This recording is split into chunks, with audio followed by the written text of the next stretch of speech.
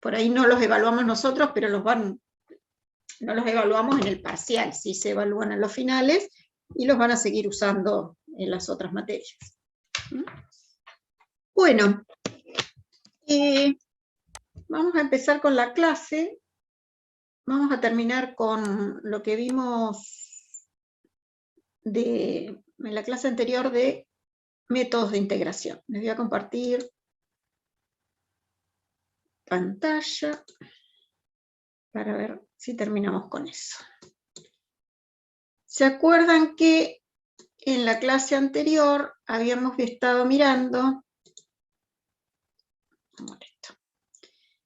vimos métodos de integración, ¿sí? Porque dijimos, bueno, buscar la antiderivada no siempre es algo tan sencillo, entonces para eso existen los métodos de integración. Vimos el método de sustitución, en primer lugar, después vimos el método de integración por partes, y el último método que nos quedaba era el método de fracciones simples o fracciones parciales, que lo vamos a usar para funciones que tengan esta forma, ¿sí? Las funciones racionales, que son cocientes de polinomios.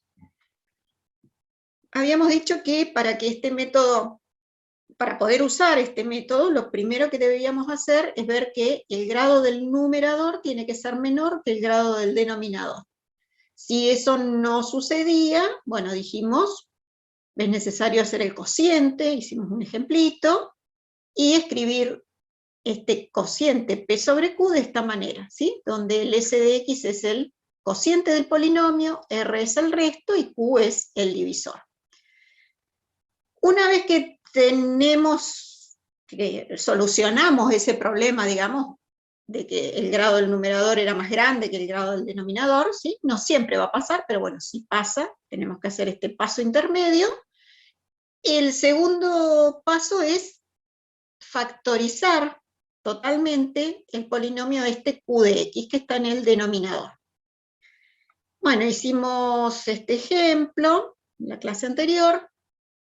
¿Qué va a pasar cuando, esto no lo alcanzamos a ver, pero bueno, ¿qué puede pasar cuando uno factoriza ese polinomio Q de X? Puede ser que todos los términos sean factores lineales, ¿sí? O puede ser que nos aparezca algún factor cuadrático irreducible, una expresión de esta forma, ¿sí? Una expresión cuadrática, un polinomio de grado 2, donde no existan raíces reales, ¿sí? Donde pase esto, que b cuadrado menos 4ac sea menor que 0, es decir, que este polinomio tenga raíces complejas. Entonces, esas son las dos formas, digamos, en las que podemos factorizar este polinomio.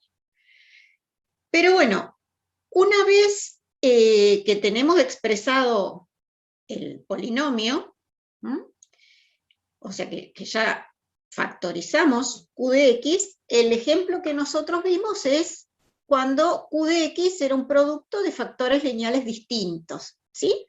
Entonces, en ese caso, ese cociente de dos polinomios lo expresábamos de esta manera, como A sub 1 sobre uno de los factores, más A sub 2 sobre el otro, y así, tantas constantes como factores tenga ese polinomio.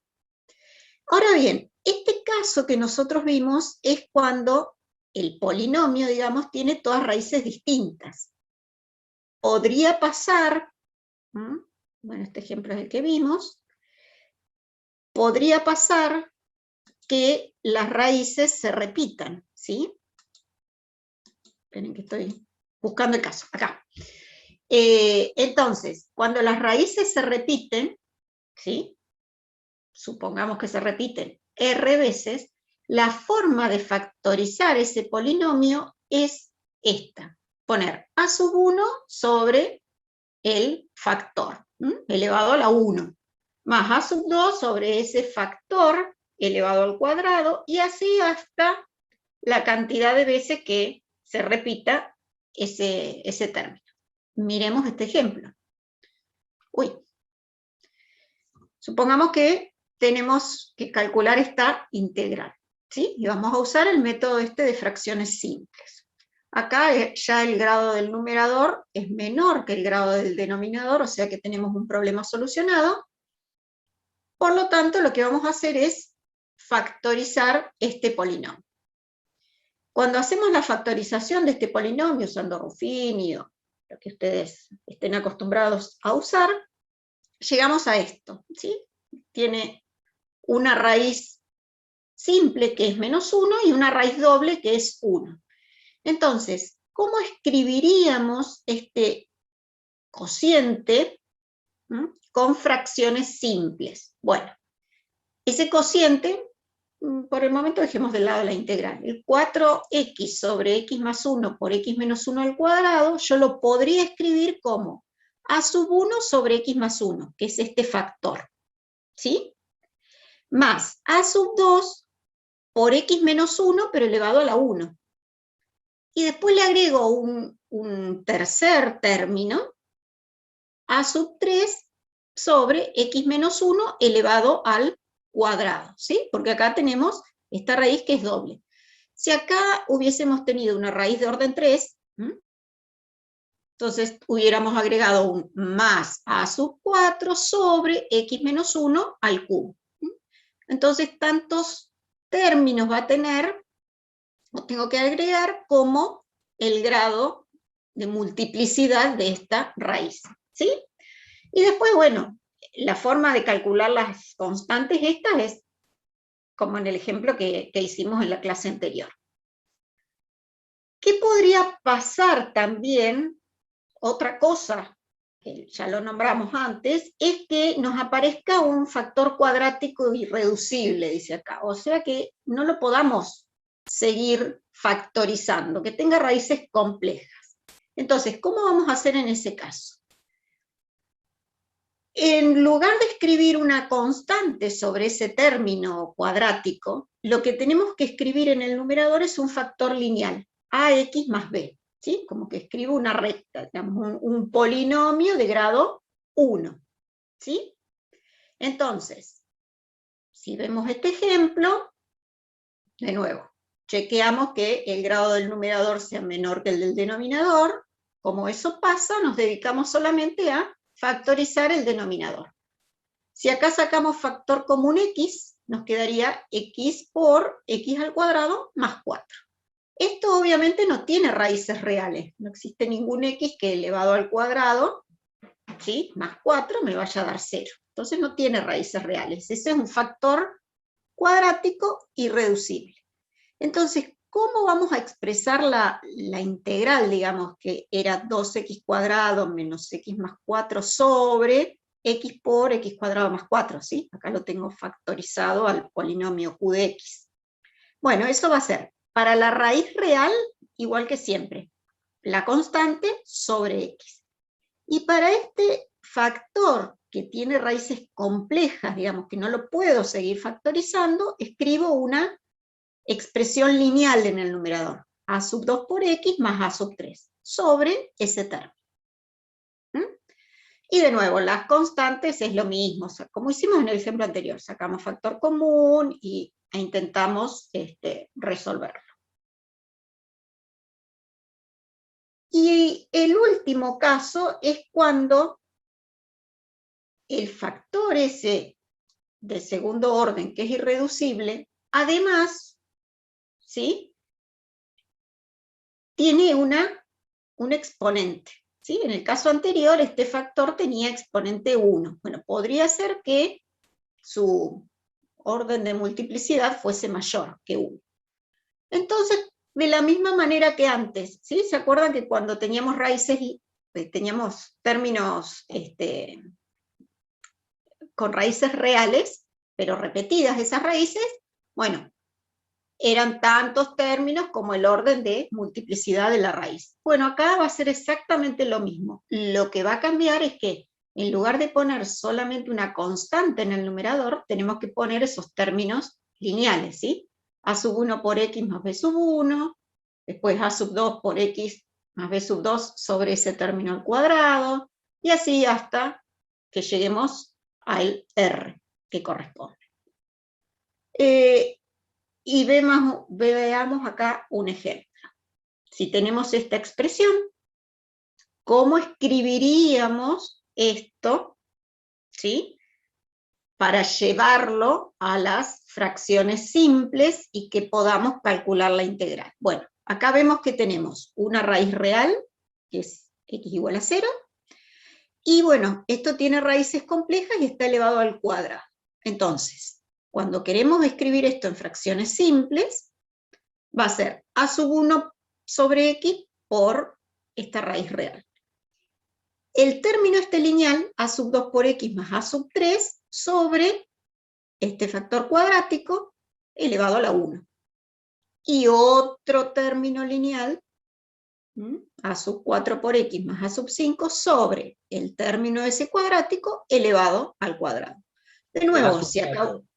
De sí. x más a sub 5 vendría a ser para llegar al cuadrado del denominador. Claro, sí. Sí. Si acá hubiésemos tenido un cubo, bueno, no nos hubiera servido acá porque no íbamos a tener... Ah, sí, no dije nada. Si acá hubiésemos tenido un cubo, ¿qué íbamos a hacer? Agregar otro término acá que A sería... 6 y a 7. Claro, a a 6 sub a 6 por x x, más a 7. más sub 7 sobre x Sobre cuadrado más x 1 al cuadrado más 1 al cubo. al cubo. Exactamente. Entonces, esos serían todos los casos que se les pueden presentar para expresar, digamos, estas funciones racionales usando fracciones simples o fracciones parciales. ¿Quedó más o menos claro los distintos casos, cómo se hacen? Sí. ¿Sí? Bueno, esto ahora lo vamos a usar justamente para resolver integrales, pero no se lo olviden porque en análisis 3 también lo van a necesitar para resolver otro tema, para resolver lo que se llama transformada de Laplace, ¿sí? Entonces ténganlo como algo ya visto, porque lo van a necesitar en algún momento. Bueno, con esto terminaríamos lo que es la parte de técnicas de integración. No sé si quieren hacer alguna pregunta respecto a esto, si ya estuvieron trabajando con las técnicas de integración en el práctico. No por mi parte, profe. ¿No? A mí se me complicó un poco esto de las fracciones. Claro, porque es algo nuevo, ¿sí? Lo que deberían intentar hacer es, bueno, hacer algún ejemplo. Podríamos mirar un ejemplito de estos. A ver, este es el que hicimos. Uy. Vamos a hacer este. Lo vamos a hacer acá en el pizarrón. Esperen que les dejo de compartir. Esperen, lo voy a copiar primero y después lo hacemos. La integral de 4x sobre x cubo menos x cuadrado menos x más 1. Diferencial de x. Y eso...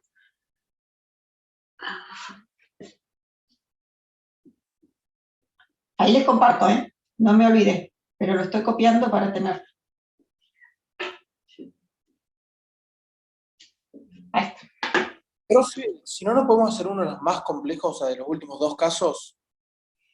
Miren, yo creo que los últimos dos casos, no sé si tienen alguno para hacer, para resolver. A ver, lo que tienen esos dos últimos casos, a ver... Bueno, si quieren hacemos el tercero, cuando tiene... Lo que se complica, digamos, son las cuentas, pero nada más que eso. Esperen entonces que copio otro.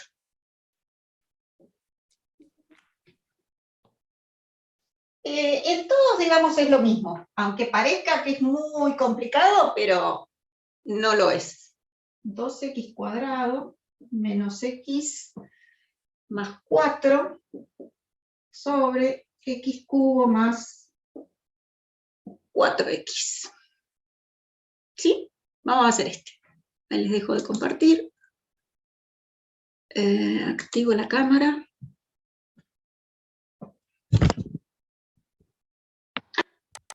Bueno, a ver, díganme ahora si ven. ¿Se ve? Sí, ahí se ve, profe. Bueno, entonces, supongamos que tenemos que resolver esta integral. ¿Sí? Entonces, yo voy a tomar esto un ratito por separado para no seguir con el término de la integral. Vamos a primero escribir esto con fracciones simples y después volvemos a la integral. Entonces, la idea es esta. Esta expresión, que puedo sacar factor común x, nos quedaría de esta manera. ¿Sí? Si saco factor común x, me queda x cuadrado más 4. Esto tiene raíces reales y esto es un término que tiene raíces complejas, es irreducible, no lo puedo seguir factorizando. Entonces, yo sé que esta expresión, este polinomio, bueno, ya nos habíamos dicho antes, el grado del numerador acá es menor que el del denominador, así que estamos bien. Entonces, ¿cómo lo vamos a expresar usando fracciones simples? Y bueno, va a ser algo así. A sobre x, porque acá tengo raíces reales. Como el otro término tiene raíces complejas, ¿qué tengo que escribir acá?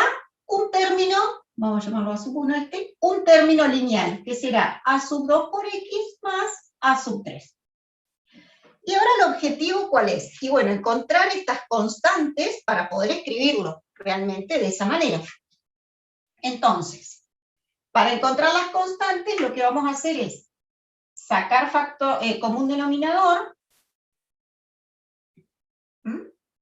porque después, como los denominadores van a ser comunes, vamos a poder comparar con los numeradores. Entonces, acá nos quedaría a sub 1 por x cuadrado más 4 más x por a sub 2x más a sub 3. ¿Sí? Les decía, si yo miro esta parte, no miren esto por el momento, esto que tengo acá y esto es lo mismo, o sea, como los denominadores son iguales, ¿qué puedo decir? Bueno, los numeradores también tienen que ser iguales. Entonces, ¿qué va a pasar? Que 2x cuadrado menos x más 4 tiene que ser igual a sub 1 por x al cuadrado más 4 más x por a sub 2 por x más a sub 3. Y acá el objetivo, dijimos, es encontrar los valores que tengan esas constantes. ¿Sí? Podemos hacerlo como en la clase anterior, ¿se acuerdan que dijimos? Esto tiene que ser igual para todo x. Entonces podríamos darle a x algún valor e ir encontrando de esa manera las constantes. La otra forma, bueno, es acá aplicar propiedad distributiva e ir comparando los coeficientes, ¿sí? Lo que tenga x cuadrado lo comparo con 2, lo que tenga x lo comparo con menos 1 y el término independiente con 4. Eso es como a ustedes les guste más, ¿sí? Perfecto. Una consulta. ¿Puede ser Sí. arbitrario el número que creamos para x? Porque, por ejemplo, Sí. yo, viendo así, le pondría x0. Porque con x0 Exacto. yo elimino a 2, a 3 y me queda 1. Claro, exactamente. Como esto vale para todo x, uno puede elegir esos valores, digamos, de x, lo puede hacer de forma arbitraria. Conviene, si tengo raíces reales, justamente elegir las raíces porque va a pasar lo que vos dijiste. Voy a eliminar algunos términos. Si yo acá digo, a x le doy el valor 0, fíjense, todo esto se me va a hacer 0. Entonces me queda 4 igual a sub 1 por 0 más 4. Voy a escribir por las dudas para que no se lo olviden. Más 0 por todo este término. A sub 2x más a sub 3. ¿Sí? Entonces, de acá directamente, ¿qué digo? Como estos desaparecen, ¿sí? ¿Qué me queda? 4 por a sub 1 igual a 4. O sea, a sub 1, ¿cuánto vale? 1. Listo. Ya tengo el valor de a sub 1. ¿Sí? Sí, profe. Ahí como comentario, el lado 2x debería ser a 2,0, ¿no?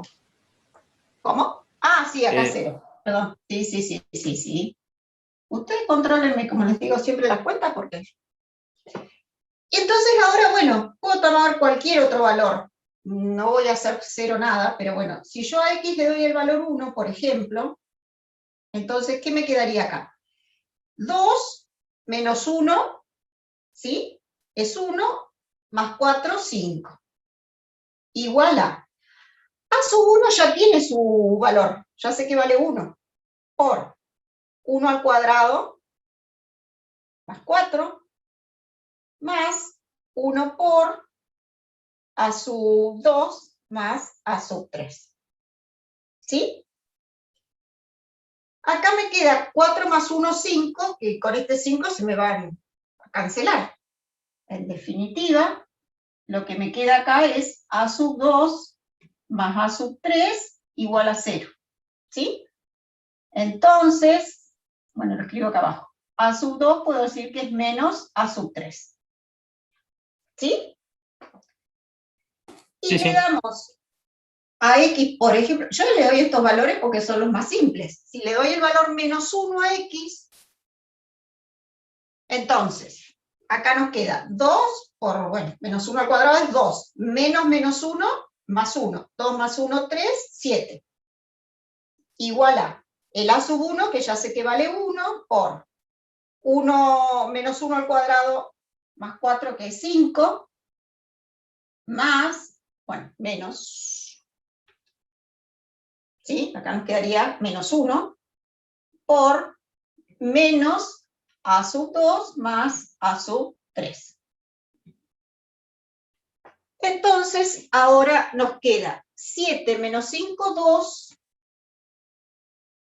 Acá nos quedaría igual a sub 2 menos a sub 3, ¿no? Si se ven las cuentas, esto con esto me queda positivo. Sí, y acá me queda negativo.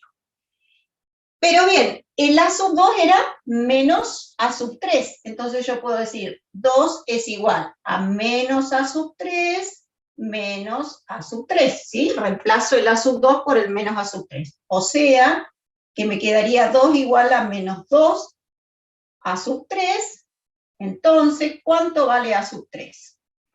Y a sub 3 vale menos 1.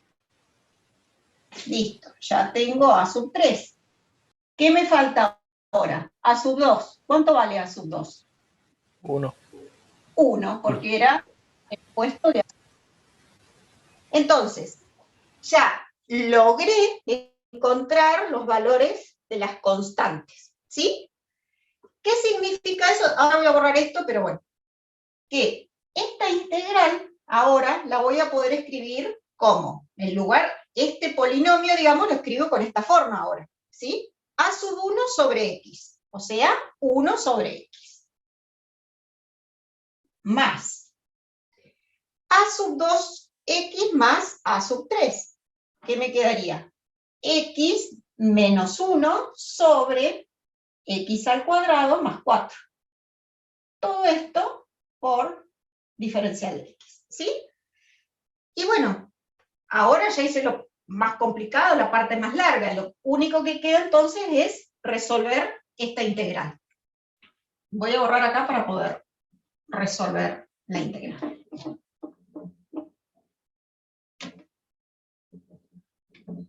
¿Quedó claro entonces cómo lo resolvemos esto?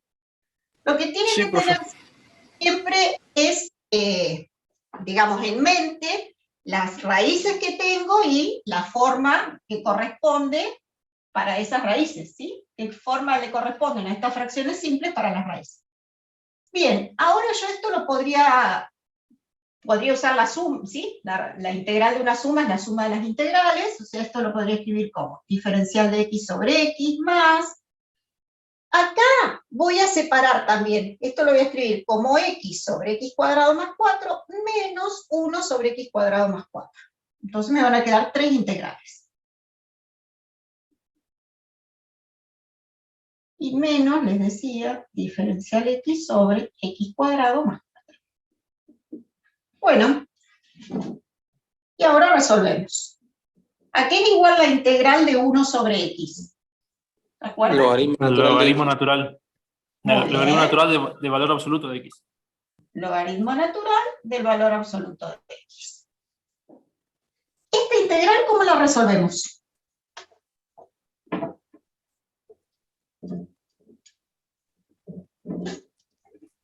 No se me ocurre rápido, ¿algún método de sustitución? Claro, exactamente. Exactamente. Para resolver esta integral vamos a usar el método de sustitución. Porque si ustedes piensan que a esto lo llamo u, en el diferencial me va a aparecer el x diferencial x, ¿sí? Si yo digo u igual a x cuadrado más 4, ¿se acuerdan que el diferencial de u, que era la derivada de esto por diferencial de x? ¿Sí? Y acá me apareció el x diferencial x que tengo en el numerador. Este 2, ¿qué hacemos? Pasa Lo dividiendo. pasamos dividiendo. ¿Mm? Entonces, esto nos quedaría la integral de, en lugar de x por diferencial x, escribimos du sobre 2. Todo esto sobre u. Esto lo podría pensar como 1/2 por la integral de du sobre u. ¿Y esto qué es igual? 1/2 del logaritmo del valor absoluto de u. O sea, que esto es 1/2 por el logaritmo de, ¿qué? X2 más De 4. u, que era x al cuadrado más 4. Acá ya podría sacar las barras porque esto es positivo. Entonces no tendría problemas con los signos ahí. Entonces, acá le sumo el logaritmo de x al cuadrado más 4. Más, lo voy a seguir acá, más, no, menos, perdón. Esta integral la buscan en tabla. ¿Sí? Si no me equivoco, por las dudas,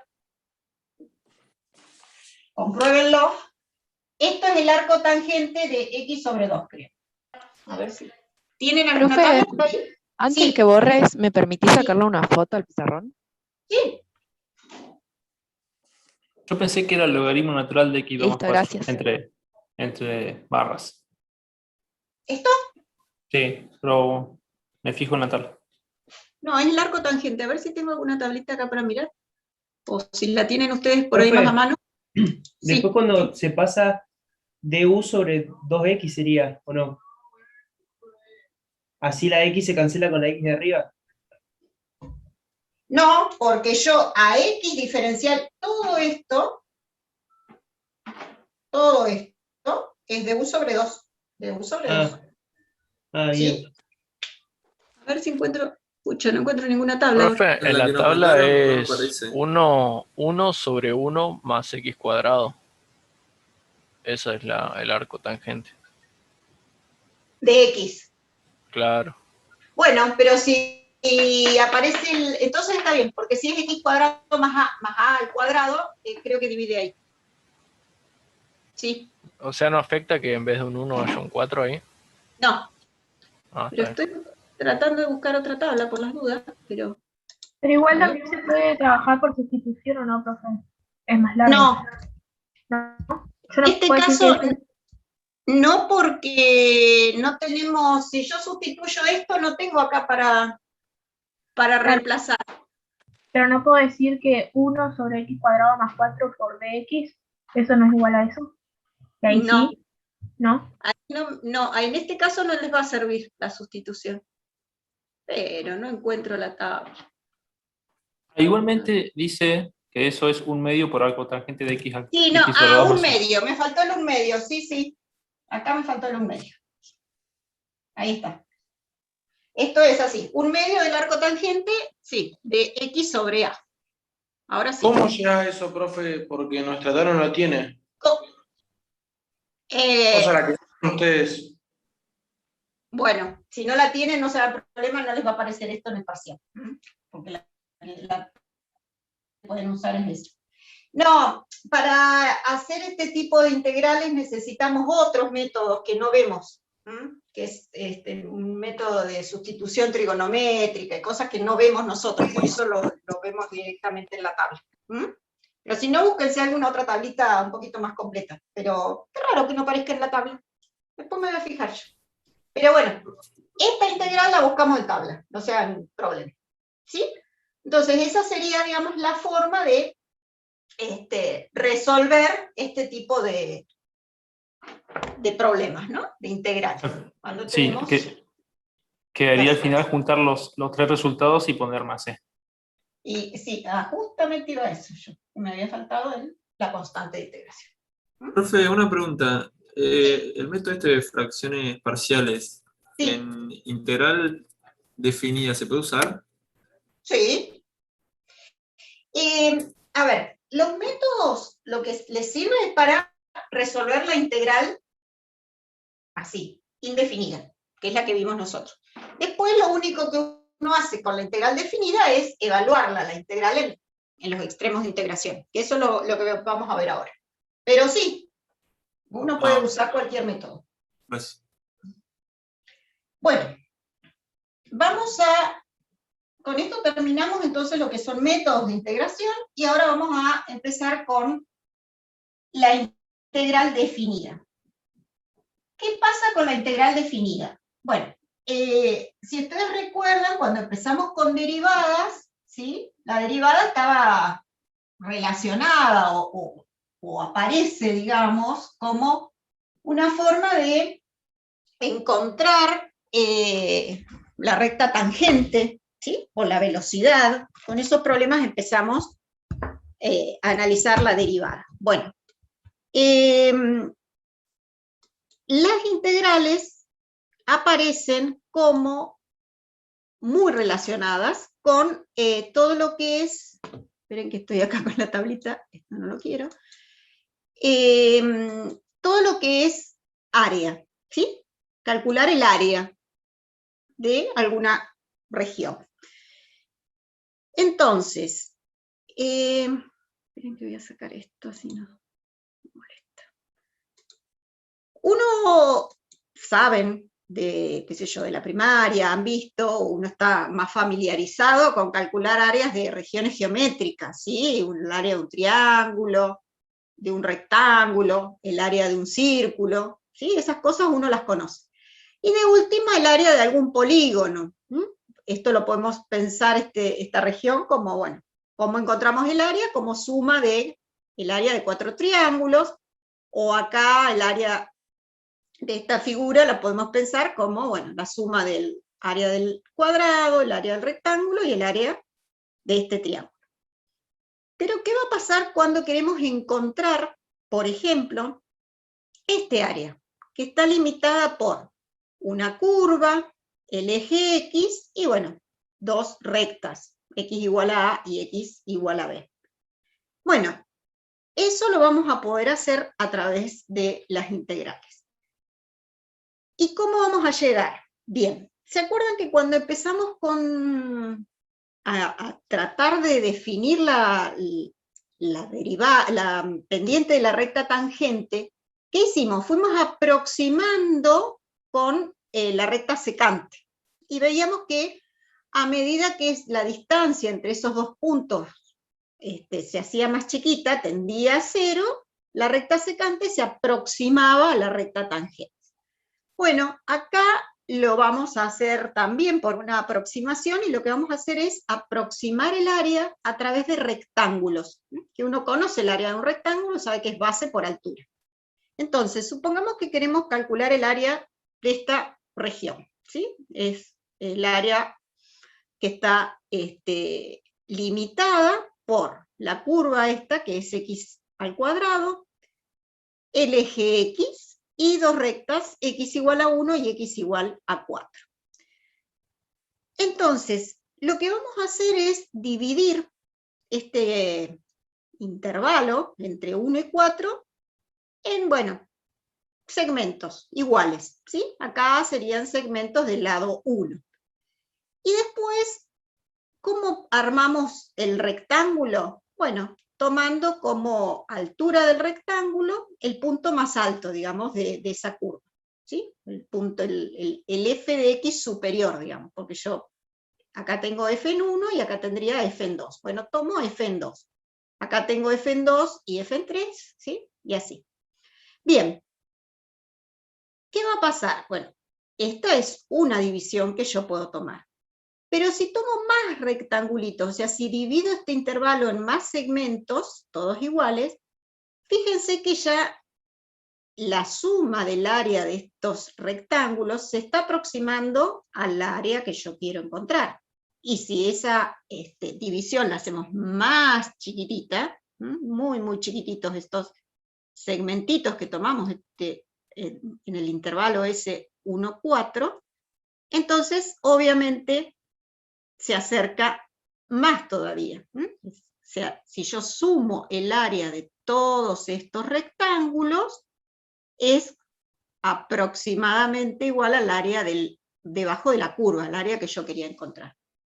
Esto se puede hacer con una suma superior, que sería esta, en la cual yo tomo como la altura del rectángulo, el valor de la función a la derecha, digamos, del intervalo. Pero también lo podría hacer tomando el valor de la función a la izquierda, ¿sí? Entonces el área de este rectangulito sería este segmento por F. El área de este rectángulo sería en la base, que es la distancia esta, por F en ese valor, ¿sí? Pero en lugar de tomar el valor de la derecha, tomo el valor de la izquierda. Ahora fíjense que independientemente de tomar el valor de la derecha o tomar el valor de la izquierda para la función, para la altura que estoy dándole a ese rectángulo, a medida que tomamos más rectangulitos, ¿sí? A medida que la base de esos rectángulos se hace cada vez más pequeña, de todas maneras el área se aproxima a lo que yo estoy buscando, ¿sí? Sumar todos estos rectángulos, el área de todos estos rectángulos también me da, o se aproxima, no me da exactamente, el área bajo la curva, ¿sí? Bien, eso justamente nos lleva a pensar en la noción de límite, ¿no? Como que acá, ¿qué estoy diciendo? Bueno, que la base de estos rectángulos, ¿sí? O la cantidad de rectángulos, ¿qué pasa? Tiende a ser ¿qué? A ver si me dicen ustedes. Y eso Infinita. tiene el área.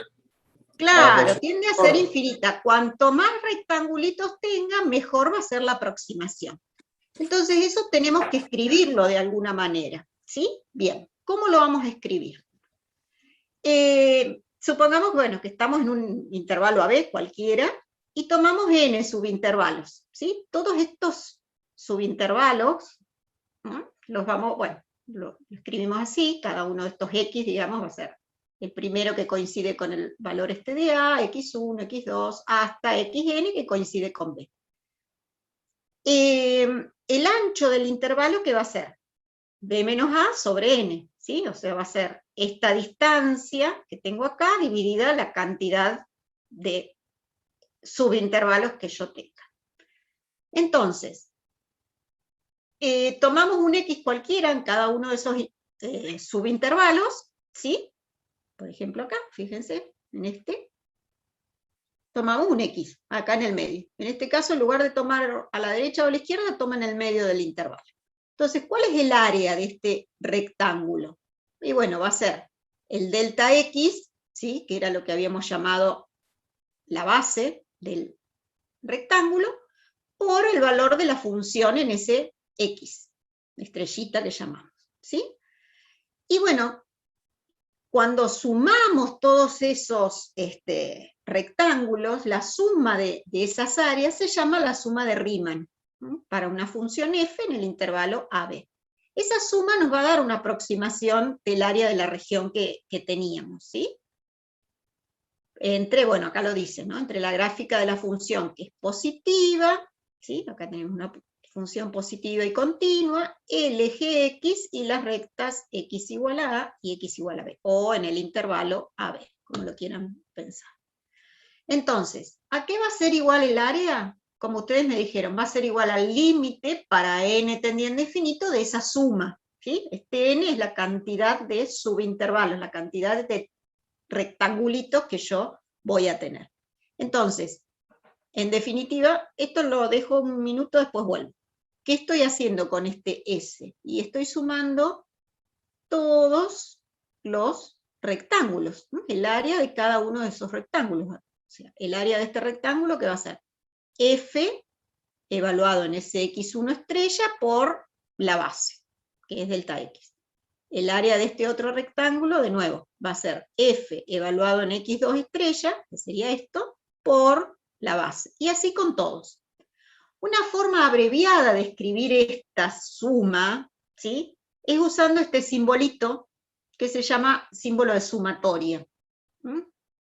Esto me está diciendo que estoy sumando n términos, ¿sí? Y el k dice está variando de 1 a n. Cuando k valga 1, acá ¿qué voy a tener? F de x estrellita 1 por delta x, que sería este término, ¿sí?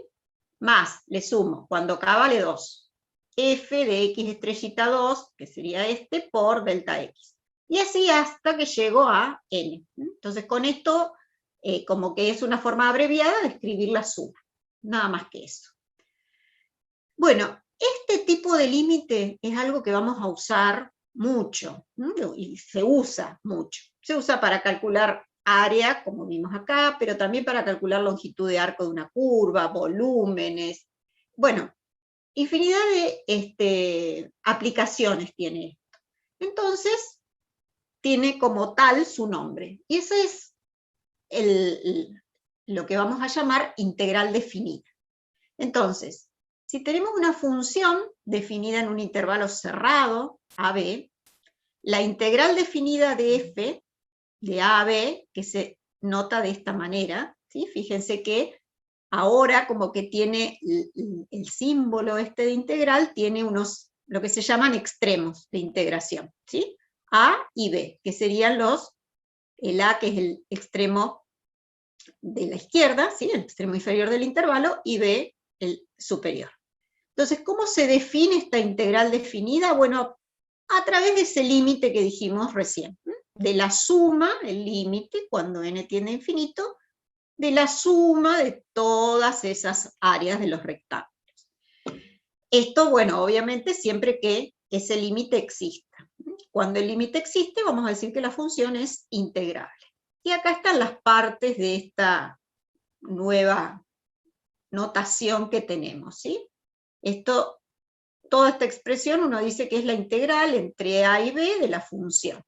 Como les decía, el a es el límite inferior o extremo inferior de integración, este es el signo de integral que veníamos usando, y el b que es el límite superior de integración. Y bueno, este diferencial de x lo que nos está indicando, como siempre, es cuál es la variable de integración, cuál es la variable independiente, ¿sí? Bien. Bueno, ¿qué va a pasar cuando la función, porque antes habíamos visto la función era positiva, ¿sí? A la cual le habíamos calculado ese área usando la aproximación por rectángulo. Bueno, cuando tenemos una parte que es negativa, ¿sí? Entonces, en ese caso, la suma esta va a tomar tanto valores positivos como negativos, porque acá todo bien, cuando yo calcule el área de cada uno de estos rectángulos es el valor de la función que es positivo y la base que también es positivo. Pero acá, bueno, los valores de las funciones van a ser negativos, porque está debajo de del eje X, ¿sí? Profe, una pregunta con eso. Sí. ¿Los negativos no tendrían que estar en valor absoluto? Porque si no, el área no nos daría. ¿O cómo Si es? nosotros estamos calculando área, ¿sí? Por eso acá les dice que se suman los negativos de las áreas, o lo que vos decís, también el valor absoluto. Los negativos de las áreas para que me dé positivo, ¿sí? Y si no, lo uso en valor absoluto. Pero eso no se preocupen tanto ahora, porque lo vamos a ver después cuando veamos área, específicamente, ¿sí? Por eso es que no lo vemos ahora con tanto detalle. Después lo vamos a ver, no se hagan problema. Bueno, acá les hace algunas observaciones de que esta S, o esta integral, digamos, este símbolo deriva de una S alargada que está relacionado con la suma, ¿sí? Esta de Riemann. Y algo importante es que el valor de la integral no depende de la variable que yo use. O sea, tener la integral entre a y b de f de x diferencial x es lo mismo que tener la integral entre a y b de f de t diferencial t o de f de u diferencial u. ¿Sí? El valor de la integral no va a depender de la variable, sino de los extremos de integración. Entonces puede usar cualquier variable, t, u, w, x. Sí, porque ¿sí? al final la integral se termina evaluando por los extremos. Claro, exactamente. Lo Y la importante, como subida y la siempre, bajada de la curva nos las darían los extremos positivos y negativos. claro, exactamente. Bueno, acá lo que vamos a ver ahora son dos teoremitas que nos dan condiciones suficientes para que una función sea integral, ¿sí? O sea, para que ese límite de esa suma exista, sería. Entonces, si tenemos una función que es continua sobre un intervalo cerrado AB, la integral existe.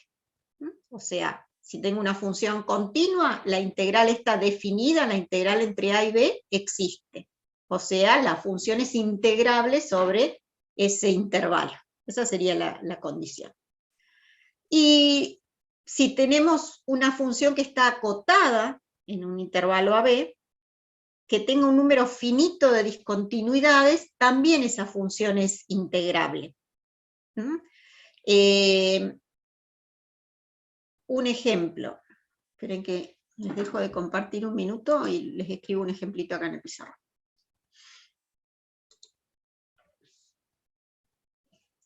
Qué sé yo, si tenemos una función así, por ejemplo, f de x igual a 4 para 0 menor o igual que x menor que 1, y 2 para 1 menor que x menor o igual que 2.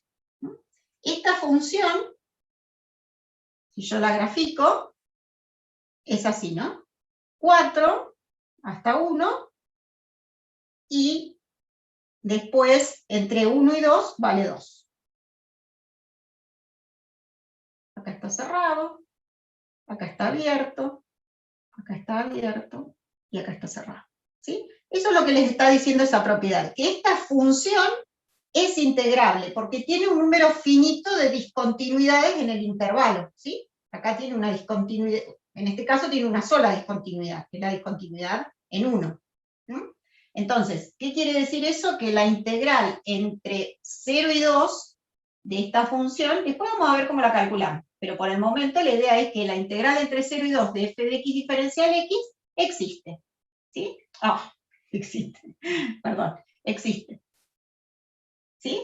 O sea, esta función es integrable porque a pesar de que no es continua en el intervalo, tiene un número finito de discontinuidades. Eso sería lo que les dice esa propiedad. Después vamos a ver cómo se calculan, porque nos falta encontrar ahora un... Profe, no existiría en el caso de que eso estuviera más separado, ¿no? Claro. Exacto. Que no estuviese definida en todo el intervalo por ahí. ¿Sí? Que hubiera un huequito. Bueno, acá hay algunas propiedades de la integral definida que, bueno, nos van a permitir después resolver integrales definidas. Si tenemos dos funciones que son integrables en el intervalo cerrado AB, es decir, f y g, ¿sí? Que son integrables, entonces, la integral entre menos a y a de f de x diferencial x nos da 0, o sea, si los extremos de integración son los mismos, esa integral es 0. La integral entre a y b de f de x es lo mismo que menos la integral entre b y a. O sea, si cambiamos el orden de los extremos de integración, ponemos un signo menos adelante. Si tenemos la integral definida de una constante, esa integral nos da, bueno, la constante por b menos a, que sería la distancia del intervalo, ¿sí? La longitud del intervalo.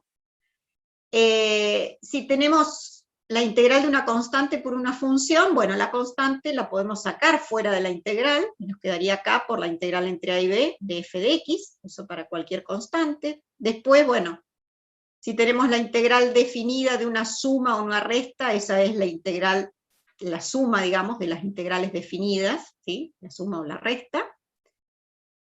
Esta es una propiedad que es importante también, que si tenemos un punto C dentro del intervalo AB, entonces la integral entre A y B de f de x es lo mismo que hacer la integral entre A y C más la integral entre C y B.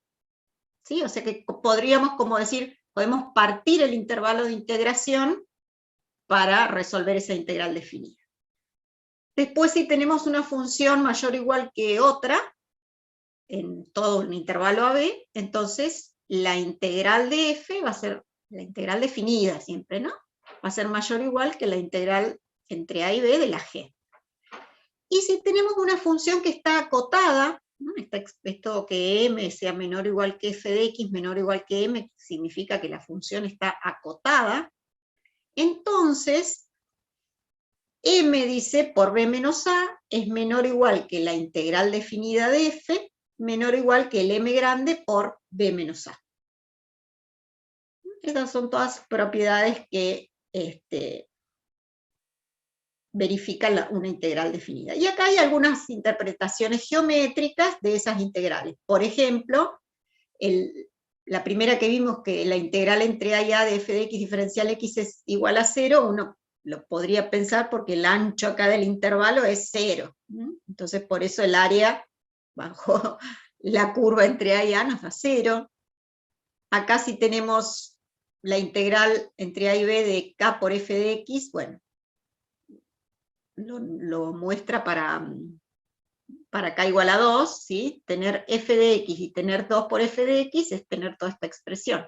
Entonces podríamos sacar este área, que es lo que hace acá, y multiplicar por 2, y sería lo mismo que hacerlo de esta manera. Y bueno, acá está lo de la suma de las áreas, ¿sí? Esta que es la que les decía de que uno puede partir el intervalo, entonces integrar entre a y b es lo mismo que hacer la integral entre a y c, ¿sí? Que me daría este área, y a eso sumarle la integral entre c y b, que me daría esta otra. Y después, bueno, esto es cuando la función está acotada. Fíjense que acá tengo m chiquita, que sería la cota inferior, y el m mayúscula, que sería la cota superior. Entonces, m por b menos a, ¿qué es? Es el área de este rectángulo, ¿sí? Porque es la base, que es b menos a, por la altura. Esta expresión que tenemos acá, que nos daría el área bajo toda la curva, que sería todo esto. Y después, lo último que tenemos es m por b menos a, que sería el área del rectángulo más grande. La base, que es b menos a, por la altura. Entonces ahí, bueno, uno ve, ¿sí? Que el área de este rectángulo es menor o igual que el área bajo la curva, y menor o igual que el área del rectángulo mayor. Y acá, bueno, si tenemos una función f que es mayor o igual que g en todo el intervalo, obviamente se ve que el área bajo f es más grande que el área bajo la función g. Profe, Sí.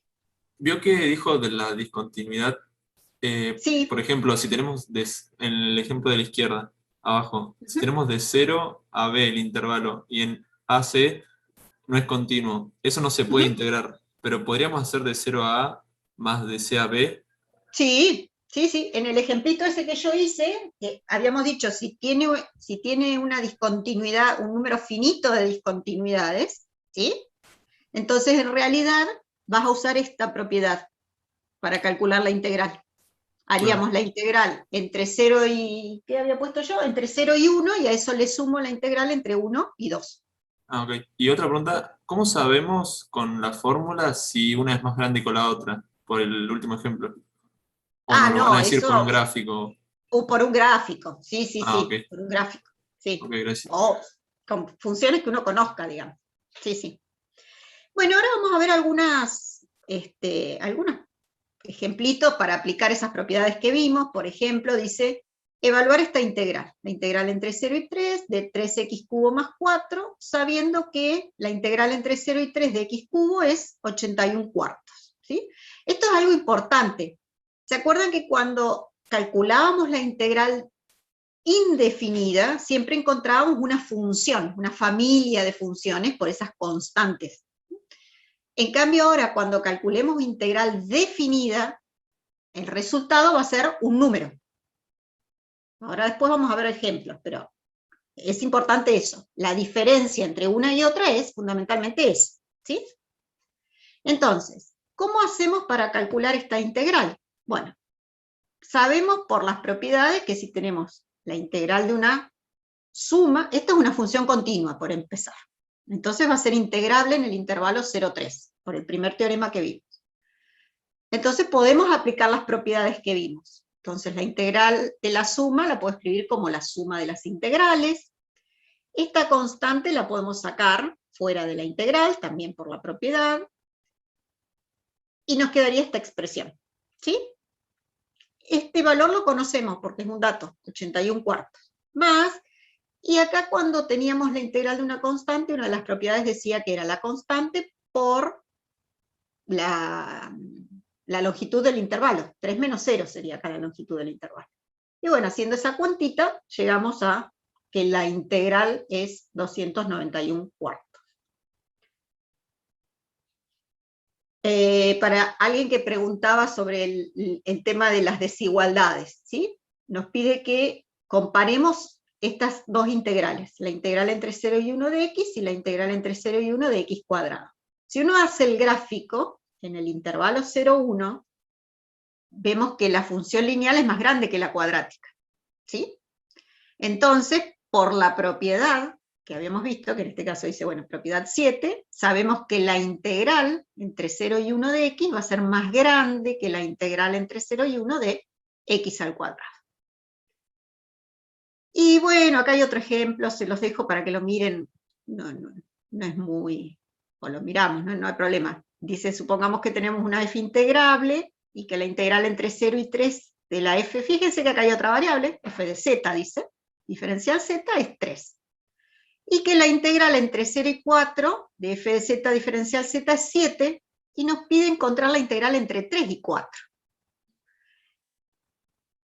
Ahora bien, la integral entre 0 y 4, usando la propiedad que estábamos comentando hace un ratito, la podemos partir como la integral entre 0 y 3, y a eso sumarle la integral entre 3 y 4, ¿sí? Porque la propiedad me lo permite, siendo la f una función integral. ¿Cuál es nuestro objetivo? Es encontrar esta integral, ¿sí? Esto es un número, porque lo conozco, esto es 7, ¿sí? Y esta integral es 3. Entonces, ¿qué nos quedaría? 7 igual a 3 más esta integral. Y de ahí, bueno, despejamos la integral, y nos quedaría 7 menos 3, que es 4. Entonces, estos son, bueno, algunos ejemplitos como para usar las propiedades. Pero en realidad, lo que nos interesa es poder resolver cualquier integral definida. Entonces, para eso, gracias a Leibniz y Newton, tenemos el teorema fundamental del cálculo. Este teorema es muy importante porque lo que hace es justamente relacionar la integración con la derivación, ¿sí? Ya habíamos dicho al principio, cuando empezamos con integrales, de que las integrales las pensábamos como una antiderivada. Entonces, ¿qué nos dice este teorema?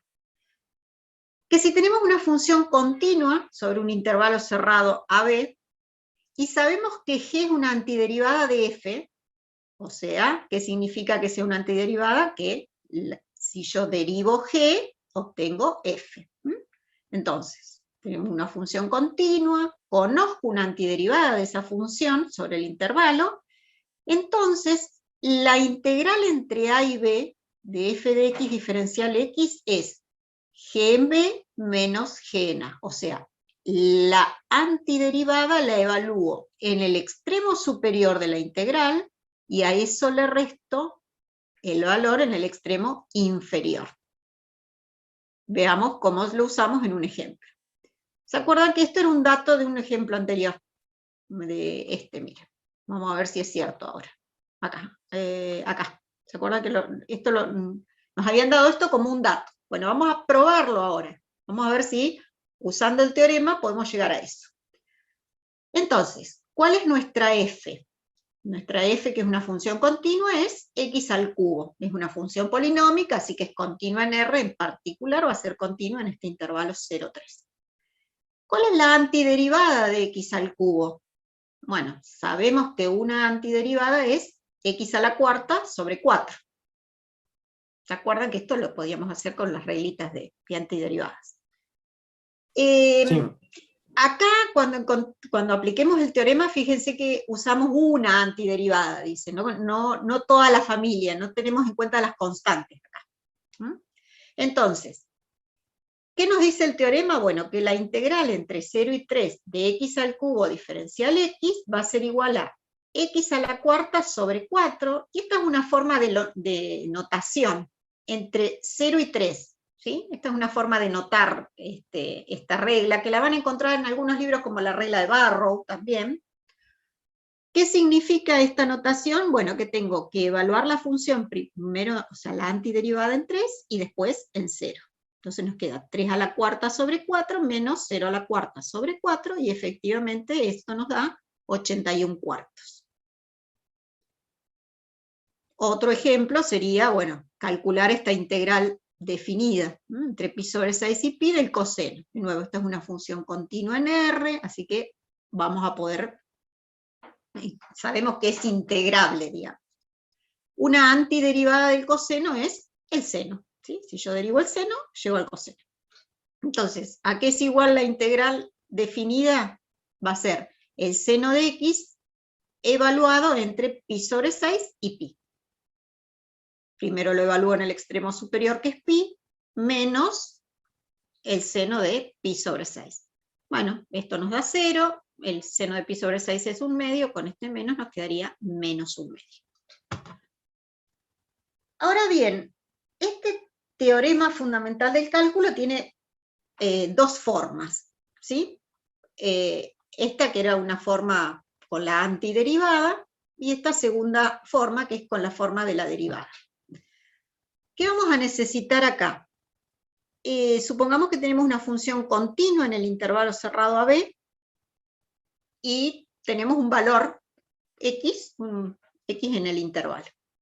Entonces el teorema nos dice que si tenemos una función definida a través de esta integral, ¿sí? Esto es una función, porque fíjense que x es la variable, es un valor que varía. Entonces, si tenemos g de x igual a la integral entre a y x de f de t diferencial t, ¿sí? Entonces esa función es continua en el intervalo y diferenciable. Y se verifica justamente que su derivada coincide con el valor de la función en x. Fíjense que acá la función esta la tenemos con variable t. Pero lo que nos dice el teorema es que la derivada de g de x, es la función evaluada en x. Y otra forma de expresar ese teorema es esto, ¿no? Que la derivada respecto de x de la integral entre a y x de f de t diferencial t nos da la función en x, en la variable x, que es la variable que tengo acá en el extremo superior del intervalo. Entonces, fíjense, tenemos acá un ejemplito. Dice que la g de x es una función definida a través de esta integral. La integral entre 0 y x de 1 sobre 1 más t cuadrado diferencial de t. Esta función f es continua en los reales, ¿sí? Obviamente no tiene ningún inconveniente. En particular va a ser continua en este intervalo 0x, que es donde está definida la g. Entonces podemos aplicar el teorema fundamental del cálculo para encontrar la derivada de g. ¿Y qué nos dice el teorema? Bueno, que la derivada de g, sería la derivada respecto de x, toda esta integral, nos va a dar el valor de la función en x, o sea, 1 sobre 1 más x al cuadrado. ¿Sí? Otro ejemplo, esta expresión del teorema, como para que ustedes sepan cuándo usarlo, justamente se usa, valga la redundancia, cuando uno de los extremos es una variable, ¿sí? No tenemos acá entre 0 y 2, o entre 0 y pi sobre 5, tenemos un x. Entonces, en ese caso, en general, se usa el teorema fundamental del cálculo en esta versión. Si quisiéramos encontrar la derivada de esta función, fíjense que acá el extremo variable está en el extremo inferior, ¿sí? Entonces, vamos a ver cómo solucionamos ese problema. ¿Cuál es nuestra f de t? Es esta, 3t por seno de t. Es continua en R, así que no hay ningún problema, cumple con las condiciones del teorema fundamental. ¿Cómo calculamos entonces la derivada? Bueno, la derivada de g sería la derivada respecto de x de toda esta expresión. Pero para poder calcular el teorema fundamental, el x tiene que estar en el extremo superior de la integral. Entonces usamos esa propiedad que vimos de que la integral entre a y b es igual a menos la integral entre b y a. ¿Sí? O sea, cambiamos los extremos y ponemos un signo menos adelante. Entonces ahora nos queda la integral entre 5 y x, que era lo que necesitábamos. Este menos, bueno, lo podríamos sacar acá afuera, y la derivada respecto de x de la integral entre 5 y x, de todo esto que nos da esta función, pero evaluada en x. O sea, nos quedaría menos 3 por x seno de x. Y bueno, y un último ejemplito sería este, que acá ya no tenemos x como extremo de integración, sino que tenemos x al cuadrado. Y nos pide que encontremos esta derivada. Bueno, vamos a ver cómo lo relacionamos eso con el teorema fundamental del cálculo. Vamos a considerar la función g de esta manera, como la integral entre pi y x de coseno de t diferencial t. O sea, sería como que tomo esto, pero con extremo en x. Entonces, la integral que nos estarían pidiendo acá sería como evaluar la g en x al cuadrado. ¿Sí? Porque si yo acá a x lo reemplazo por x al cuadrado, también debería reemplazar este x por x al cuadrado y tendríamos lo que nos están pidiendo. ¿Sí? Esto sería la expresión que tenemos acá. Y a eso le tenemos que calcular la derivada. ¿Sí? La función, esta coseno es continua en R, entonces, bueno, podemos calcular usar el teorema fundamental del cálculo, y sabemos que g' de x es esta función, o sea, es la derivada respecto de x de toda esta expresión, nos da la función coseno evaluada en x, la f evaluada en x. Entonces, ahora lo que vamos a necesitar es usar la regla de la cadena. ¿Por qué? Porque yo quiero sacar la derivada respecto de x de toda esta expresión. Que dijimos que esto es lo mismo que tener la función g evaluada en x al cuadrado. Entonces esta es la que quiero derivar. Si uno usa la regla de la cadena para derivar esta función, ¿esto qué sería? G' de x cuadrado por la derivada de x cuadrado, que es lo que tengo acá. O sea, sería g' en x cuadrado, que acá tenemos quién era g' de x. G' de x cuadrado es reemplazar x por x cuadrado. O sea, nos queda coseno de x cuadrado. Por la derivada de x cuadrado, que es 2x. Y esa entonces, acá falta un x al cuadrado. Acá falta un x al cuadrado. Hay un error. Esto sería 2x por coseno de x cuadrado. ¿Sí? Este x cuadrado tiene que estar igual acá. ¿De acuerdo? Ahí hay un errorcito. Bueno, esto sería un poco las formas, digamos, que vamos a tener para poder calcular una integral definida. ¿Qué va a pasar cuando tenemos que, y era algo que habían preguntado ustedes, usar, por ejemplo, la regla de sustitución para calcular una integral definida? Bueno, en este caso tenemos dos caminos. Pueden usar cualquiera, y eso depende de cada uno, siempre que cualquiera de los que usen esté bien aplicado.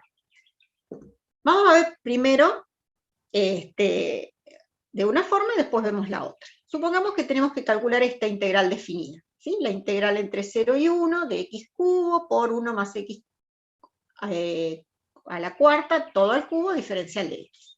Entonces nosotros sabemos por esa regla de Barrow o la primera forma del teorema fundamental que si conocemos una antiderivada de esta función, esta integral a qué es igual, es esa antiderivada evaluada en 1 menos la antiderivada evaluada en 0. Entonces podríamos primero encontrar esa antiderivada, y para encontrar esa antiderivada resolvemos la integral indefinida, usando la regla de sustitución. Si a 1 más x a la cuarta lo llamamos u, el diferencial de u va a ser la derivada de esto, que es 4x cubo por diferencial de x, ¿sí? Entonces, el x cubo por diferencial de x lo despejamos y nos quedaría du sobre 4. Vamos a la integral, acá está escrita de otra manera, digamos el x cubo lo agrupamos acá con el diferencial. Entonces, en lugar de 1 más x a la cuarta, escribimos u elevado al cubo. Y el x cubo diferencial x lo reemplazamos por diferencial de u sobre 4. Esto sería entonces 1/4, la antiderivada de u al cubo es u a la cuarta sobre 4 más c, ¿sí? Entonces nos quedaría, bueno, 4 por 4 acá 16, u a la cuarta sobre 16 más c, y reemplazamos el u por 1 más x a la cuarta. Entonces esta sería la integral indefinida de esta expresión. ¿Cómo hacemos ahora? Bueno, ¿se acuerdan que para aplicar la regla o la primera forma del teorema, ¿qué necesitábamos? Una antiderivada, que vamos a tomar esta sin la constante, y la evaluábamos en los extremos de integración. Entonces voy con la antiderivada que encontré, ¿sí?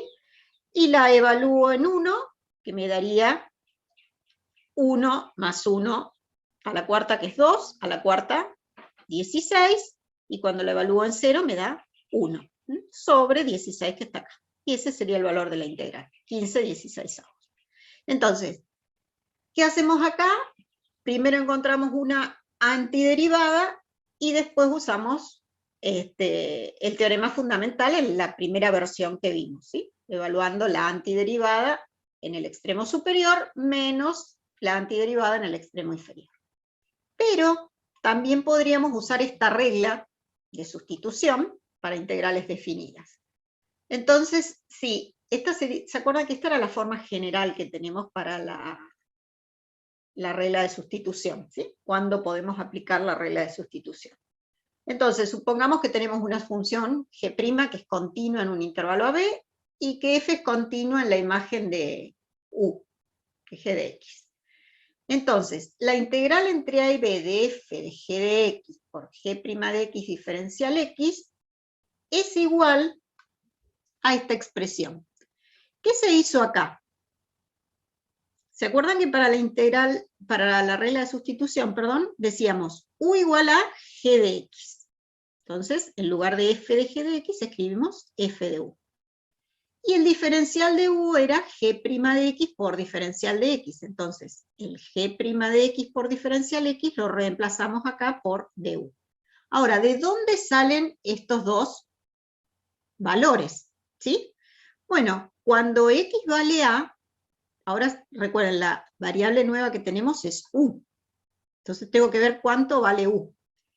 Cuando x vale a, ¿cuánto vale u? Y bueno, u es g de a, que sería este valor que aparece acá.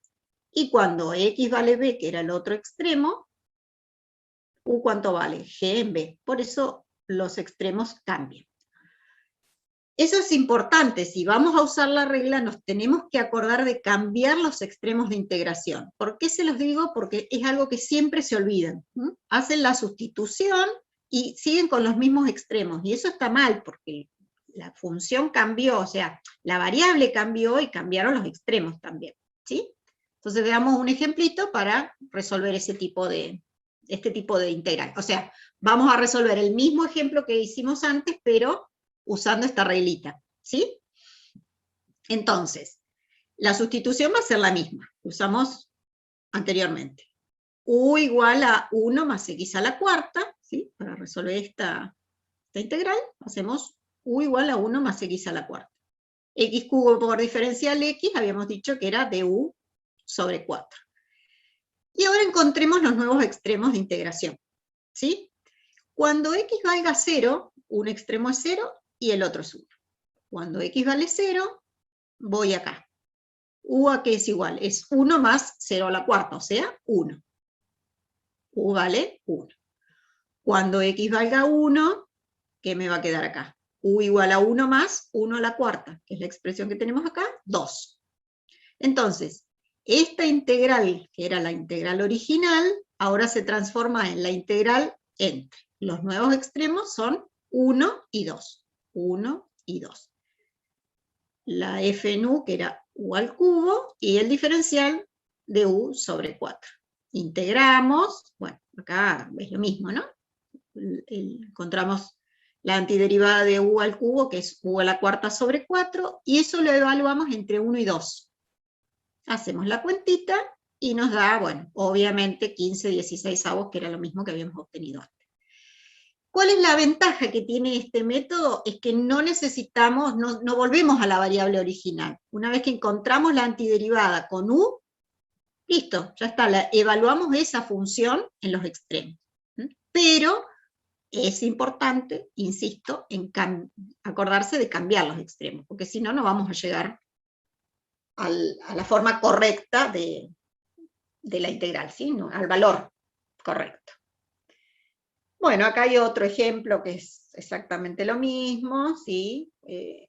También vamos a usar una sustitución para resolver esto. Si llamamos u al logaritmo de x, el diferencial de u es 1 sobre x por diferencial de x, ¿sí? Como esta es una integral definida, entonces veamos los extremos de integración. Cuando x valga 1, acá nos quedaría logaritmo de 1, que es 0, o sea, u vale 0. Y cuando x valga e, nos queda el logaritmo de e, que es 1. Entonces, los extremos de integración ahora van a ser 0 y 1. Y esta integral se transforma en la integral entre 0 y 1 de el logaritmo de x, que lo habíamos llamado u, y el diferencial de u, que es diferencial x sobre x. La antiderivada de u es u al cuadrado sobre 2, y eso ahora lo evaluamos en los extremos. 1 al cuadrado, que me queda 1, menos u al cuadrado, que es 0. ¿Sí? Entonces nos queda esto, que es 1 medio. Y bueno, de la misma manera se puede, acá ya tienen la fórmula directamente, cuando tenemos que resolver una integral por partes, una integral definida, pero necesitamos utilizar el método de integración por partes para encontrar la antiderivada. Entonces, en ese caso, si la teníamos indefinida, ¿se acuerdan que la integral de f por g' diferencial x era f por g menos la integral de g por f'? Lo que hace acá es, al estar la integral definida, tenemos extremos, A y B, bueno, este producto lo vamos a evaluar en los extremos, o sea, esto será f en B por g en B, menos f en A por g en A, ¿sí? ¿Se acuerdan que esto es la forma de expresar esa resta?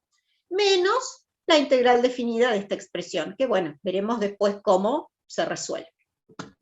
Veamos un último ejemplito aplicando esto. Supongamos que tenemos que calcular esta integral. Creo que esta la habíamos hecho el otro día, de que dijimos, bueno, esta es una integral que en general se resuelve por partes. La integral del logaritmo de x la podemos resolver por partes. Entonces, hacemos u igual al logaritmo de x, y diferencial de b es diferencial de x. Si u es logaritmo de x, y el diferencial de u es 1 sobre x por diferencial x, y de acá, bueno, integrando, llegamos a que b es igual a x. Entonces, lo digo primero sin los extremos, y después vemos los extremos. La integral, acá teníamos, de u por db, era u por b menos, ¿sí?, b por du. Esto es lo que tenemos acá. Pero ahora lo tenemos con los extremos. Entonces va a ser u por b, logaritmo de x por x, o x por logaritmo de x, evaluado en los extremos, entre 1 y e, menos la integral entre 1 y e, ¿sí?, de b, que es x, por du, que es lo que tengo acá. Bueno, esto nos quedaría x, logaritmo de x, bueno, esto no cambia, y acá cuando simplificamos simplemente nos queda el diferencial de x. Esta integral, la antiderivada de esta integral es x, ¿sí?, evaluado entre 1 y e. Y ahora hacemos la cuentita. Cuando esto lo evaluamos en e, nos queda e por logaritmo de e, que está acá, menos esto evaluado en 1, que es 1 por logaritmo de 1. menos, paréntesis sería acá, ¿no? E menos 1, cuando evaluamos la x, por eso queda acá el más 1. Y bueno, esa cuentita, acá el logaritmo de 1 nos da 0, el logaritmo de e es 1, e menos c nos da 0, y la integral nos daría 1. Bueno, eso sería lo último que veríamos por hoy, no sé si quieren hacer alguna consultita. Estos serían también los últimos temas para el parcial.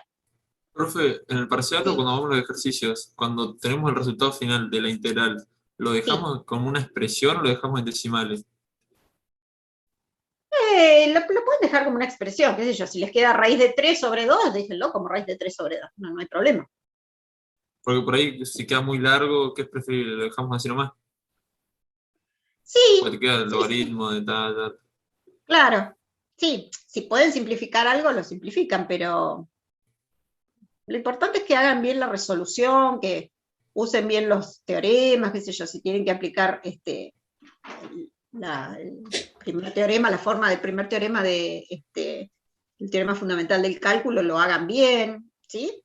La última cuentita, fíjense qué pasa. Depende de lo que tengan ahí, ¿no? Pero bueno, les decía, esto sería entonces lo último. Sí. ¿Puedo repetir la última parte cuando tipo, terminó de hacer el último cálculo? El del logaritmo natural de E, como para un poquito. Bueno, a ver para qué comparto la pantalla de nuevo entonces.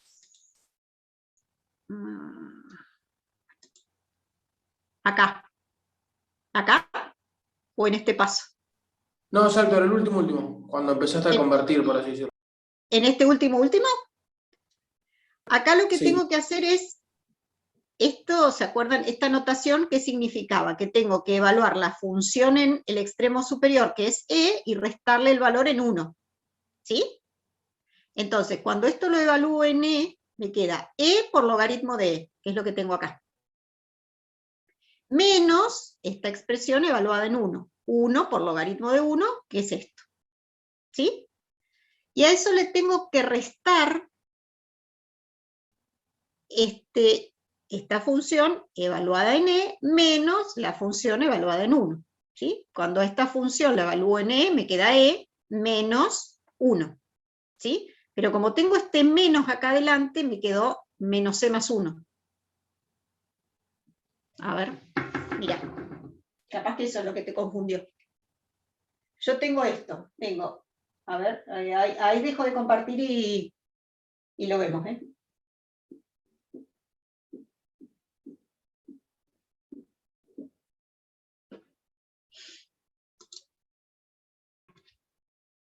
Ahí lo ven, ¿no?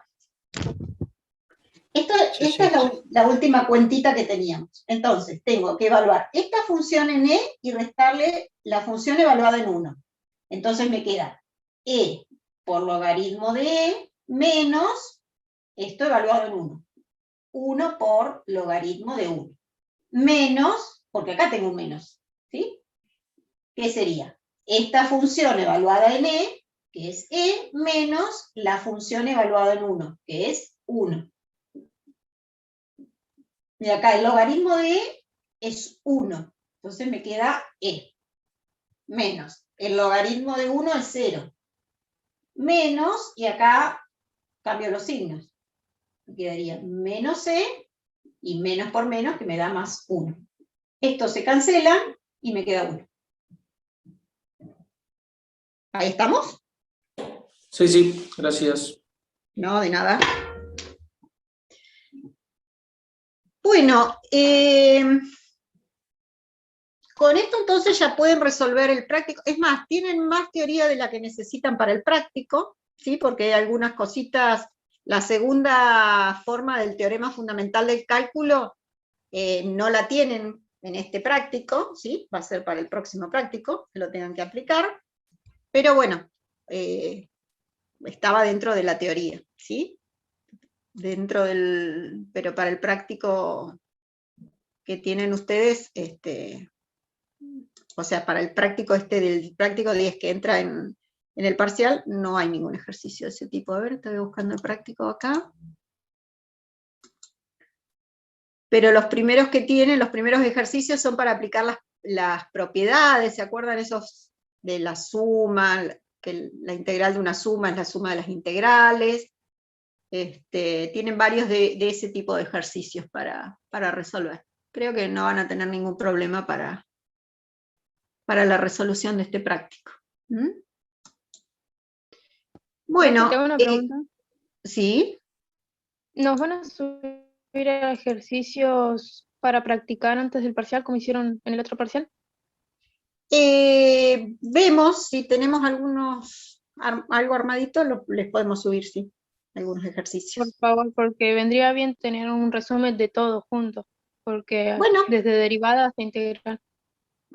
Sí, podemos armar algo. Profe, y las Para que- consultas, bueno, había dicho que mañana iba a subir las fechas. Sí, hoy o mañana van a estar ya. Acá no las veo todavía publicadas, pero sí, a más tardar mañana seguro que están. ¿Mm? Así que las van a tener ahí. Bueno, no sé si quieren preguntar alguna otra cosita. Bueno, yo voy a arrancar el práctico, profe. Quería saber los demás profesores, porque son las 3:30. Me parecía raro que... Ahora, sí, lo que pasa es que yo hoy les pedí a Jobran y a Alicia que empezaran un poquito más tarde porque quería terminar con todo esto, ¿sí? Así que ahora van a tener práctica. No sé hasta dónde llegaron en la clase anterior, no le pregunté a Alicia. Si ya terminaron con el práctico 9 o no. Pero... Yo lo